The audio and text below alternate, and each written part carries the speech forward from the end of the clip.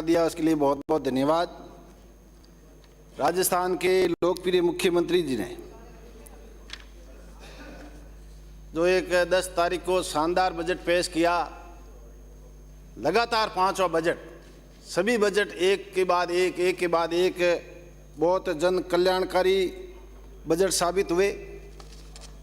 सबको मालूम है, प्रदेश की जनता को, कि जुमलों के साथ दूसरी बार देश में सरकार बनी, जिस सरकार ने जो बड़े बड़े वादे किए, बेरोजगारी मिटाने के वादा किया, महंगाई कम करने का वादा किया, वो उसमें खरे नहीं उतर पाए। जिसके अनुरूप हमारे लोकप्रिय मुख्यमंत्री जी ने, हमारी लोकप्रिय सरकार ने एक कुशल वित्तीय प्रबंधन, कोरोना होने के बावजूद भी शानदार तीसरा बजट, चौथा बजट और 5वां बजट एक के बाद एक कुशल वित्तीय प्रबंधन के साथ जिस ढंग से प्रदेश की जनता को राहत दी है, जिस ढंग से प्रदेश के बसने वाले गरीबों को राहत दी है, जिसके लिए और जो 10 तारीख को बजट आया है, माननीय सभापति महोदय, इस बजट की चाहे रेल में हो, बस में हो, थड़ियों पर हो और गांव ढाणी की चौपाल पर हो, इसकी भूरी भूरी प्रशंसा हो रही है। क्योंकि पिछले बजट की 80-85% क्रियान्वित हुई है। सब जगह बजट धरातल पर आया है, जगह जगह विकास के काम चल रहे हैं। सबको मालूम है, हमारे विपक्षी साथियों के अपने अपने क्षेत्र में काम हो रहे हैं, जिसके लिए महंगाई, कमर तोड़ महंगाई पूरे देश के अंदर ये लोग सत्ता में आए थे, 57 रुपये प्रति लीटर डीजल था, आज क्या स्थिति है, 93 रुपये है। सबको महंगाई को कंट्रोल करने का जो काम किया है वो राजस्थान की सरकार ने किया है। चाहे वो 1 करोड़ लोगों को निःशुल्क राशन देने की बात हो, और उसके साथ आज इस 5वें बजट में जो फूड पैकेट देने की बात करी है, उस महंगाई को, गरीब आदमी की महंगाई को मार से बचाने के लिए जो काम किया है। और इन लोगों ने मनरेगा में कटौती करने की बात की है, हर साल कटौती की जा रही है।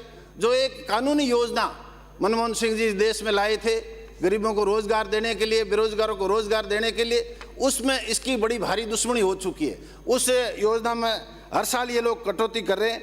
इस बार भी इसने 30% कटौती की है। मुख्यमंत्री जी ने 25 दिन और बढ़ाए, शहरी रोजगार योजना चालू की है। इसके साथ साथ ही 500 रुपये में गैस सिलेंडर देने की मुख्यमंत्री जी ने घोषणा की है, जिसके लिए हर परिवार को, हर मध्यम परिवार को, हर गरीब परिवार को राहत मिलेगी।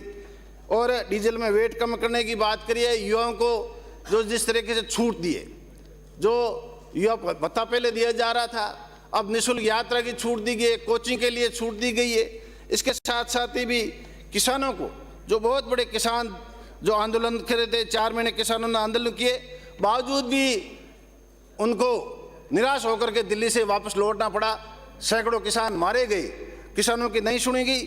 अशोक गहलोत जी ने 2000 यूनिट बिजली की माफ करके किसानों को जो ऐतिहासिक राहत दी है, इससे 11 लाख किसान लाभान्वित हो गए। इसलिए मैं मुख्यमंत्री जी का बहुत बहुत, क्योंकि मैं एक साधारण किसान परिवार से आता हूँ, एक खेतिहर परिवार से आता हूँ, जिससे इसकी कोई नहीं समझ सकता है। इस रात को हम लोग समझ पाते हैं, क्योंकि तो बिल आ रहा है।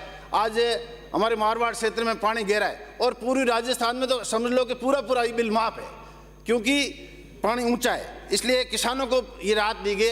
माननीय मुख्यमंत्री जी को मैं धन्यवाद देना चाहूँगा, जिसका परिणाम पिछले दूसरे बजट, तीसरे बजट, चौथे बजट, जिसका परिणाम जमीन पर धरातल उतरा है। हम सभी एक को छोड़ के सभी उपचुनाव जीते हैं। इसलिए उपचुनाव जीते हैं क्योंकि हमारी सरकार ने ऐतिहासिक काम किया है, उसका प्रतिफल है।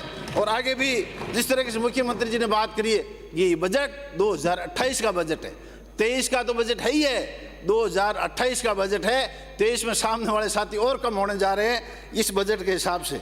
इसलिए महंगाई की मार को कम करने के लिए जो एक ऐतिहासिक बजट पेश किया है, मैं मुख्यमंत्री जी का बहुत बहुत धन्यवाद ज्ञापित करता हूं। और साथ ही साथ जो चिरंजीवी योजना है, आज ही माननीय सभापति महोदय, जिसके घर में बीमारी आती है उसको मालूम पड़ता है ये क्या योजना है। आज मुझे 10 बजे मेरे पास एक भाजपा के कार्यकर्ता का फोन आया कि साहब मेरे घर में मरीज है, मैं 3 दिन से उनके पास बैठा हूँ, कोई पैसा तो कोई लग ही नहीं रहा है और धनाधन इलाज हो रहा है। मैं बड़ा हतप्रभ रह गया। देख उनका रिजल्ट जिसके घर में काम पड़ता है, जिसके घर में बीमारी होती है, उसको मालूम है चिरंजीवी योजना क्या है। जिसके लिए मुख्यमंत्री जी ने जो हमारे SMS हॉस्पिटल में हरियाणा से लोग इलाज कराने आते हैं, हमारे जालोर बाड़मेर उधर बॉर्डर में गुजरात से लोग इलाज कराने आते हैं, बहुत महत्वपूर्ण योजना ये साबित हो रही है। इसकी बुरी बुरी प्रशंसा आम जनता आम आवाम कर रहा है। इसलिए मैं माननीय इस योजना के लिए भी माननीय मुख्यमंत्री जी का मैं धन्यवाद ज्ञापित करूंगा। पूरे प्रदेश में चाहे पूरे 33 जिलों में मेडिकल कॉलेज खोलने की बात हो, हमारे जोधपुर में मारवाड़ मेडिकल यूनिवर्सिटी की स्थापना करने की घोषणा माननीय मुख्यमंत्री जी ने करी, जिसके लिए मैं धन्यवाद देना चाहूँगा।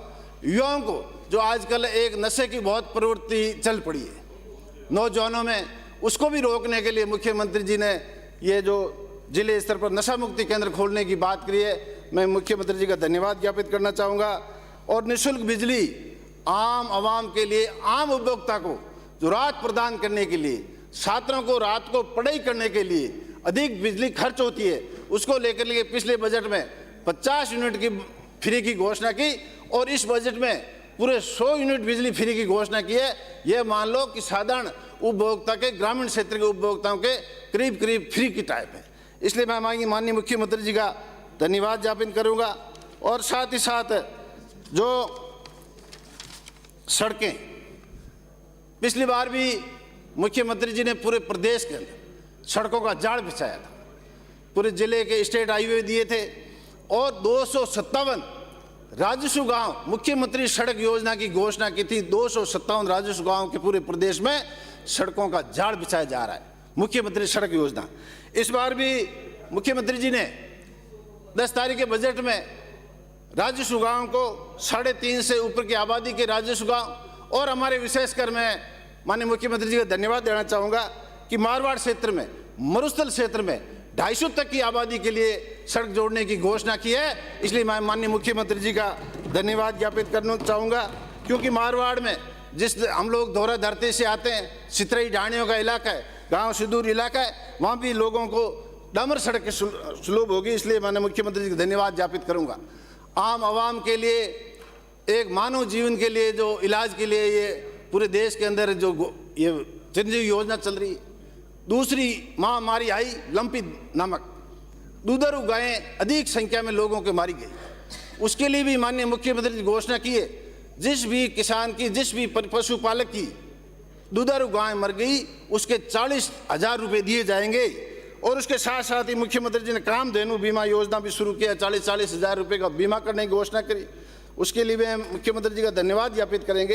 ये एक ऐतिहासिक पशुपालक के लिए, किसान के लिए सामाजिक सुरक्षा 500 रुपये से 1,000 रुपये जो पेंशन बढ़ी है, मनरेगा में 25 दिन रोजगार देने की बात है। 2 मिनट में समाप्त करिए। इसीलिए मैं माने OPS की बात हो, मानदेय आंगनवाड़ी कार्यकर्ताओं के मानदेय बढ़ाने की बात हो, 8,000 आंगनवाड़ी केंद्र खोलने की बात हो, 1,000 और साथ ही साथ 2,000 अंग्रेजी, जो एक गरीब के बच्चे के अंग्रेजी पढ़ने का सपना होता है, वो सपना भी पूरा करने की मुख्यमंत्री जी ने लगातार घोषणा कर रहे हैं। और साथ ही साथ जिस तरीके से माननीय सभापति महोदय, मैं मारवाड़ क्षेत्र से, जोधपुर जिले से आता हूँ। हमारे फड़ौदी विधानसभा क्षेत्र जो फड़ौदी कस्बा है, उसको भी जिला बनाने के लिए लंबे समय से मांग की जा रही है, लंबे समय से मांग की जा रही है। मेरा विधानसभा क्षेत्र लोहावट, जो पहले फड़ौदी के साथ हुआ करता था, अब अलग विधानसभा क्षेत्र है। पहले लोहावट विधानसभा क्षेत्र के जनप्रतिनिधि ने उसको फड़ौदी जिला बनाने को किसी ने आज तक कोई सहमति नहीं दी। हमने इस बार मुख्यमंत्री जी से लिख करके भी दिया है कि फड़ौदी को जिला बनाया जाए। आज फड़ौदी क्षेत्र सोलर के क्षेत्र में विश्व के मानचित्र पर है, सोलर हब बना हुआ है। आज नमक क्षेत्र, हर जीव के स्वाद पर फड़ौदी का नमक है, इसलिए फड़ौदी को जिला बनाना भौगोलिक दृष्टि से बहुत जरूरी है। और इसके साथ साथ ही भी मैं मेरे क्षेत्र की जो विकास कार्य खूब सारे काम माननीय मुख्यमंत्री जी ने किए, साथ ही साथ कई काम को सूची में आपके आज्ञा से मैं टेबल करता हूं। और उसके साथ साथ एक आखिरी मांग मैं करूंगा माननीय सभापति जी, क्योंकि मैं खुद पंचायत समिति का मेंबर से विधायक इस हाउस में आने का मेरे को जनता ने, मेरी पार्टी ने मौका दिया है।